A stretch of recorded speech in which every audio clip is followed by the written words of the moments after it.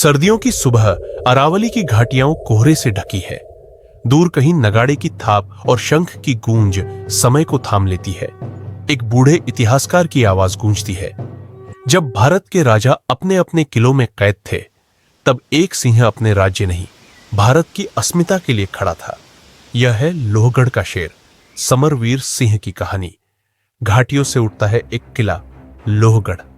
राज दरबार में तूफान की आहट दरबार सजा हुआ है, लेकिन हवा में तनाव है। एक दूत घुटनों पर गिरता है।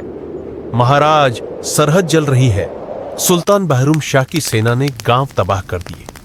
राजा समरवीर की आंखों में ज्वाला है, पर स्वर संयमित। कल भोर से पहले युद्ध की तैयारी पूरी हो। मंत्री सुझाव देते हैं, संधि कर ले। राजा गरजता है, झुकी तलवारें देश की रक्षा नहीं करती। वह तलवार उठाकर जलती मशाल के सामने खड़ा होता है, जैसे युद्ध की शपथ ले रहा हो। सेना की तैयारी, जोश और प्रतिज्ञा, किले का अस्तबल और युद्धशाला गूंज रही है। ढालें चमक रही हैं। राजा खुद जवानों को धनुष चलाना सिखा रहा है। जब दिल में मातृभूमि हो, तब हर सैनिक सेनापति होता है। सेना गूंज उठती है, जय लोहगढ़।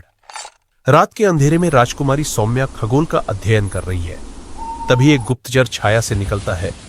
राजकुमारी, कोई महल के भीतर से दुश्मन को सूचना भेज रहा है। सौम्या का चेहरा गंभीर हो जाता है।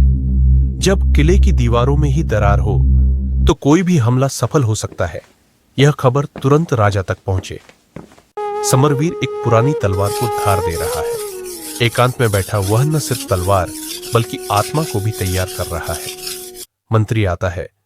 महाराज, यह खामोशी किसी तूफान से कम नहीं। समरवीर मुस्कुराता है।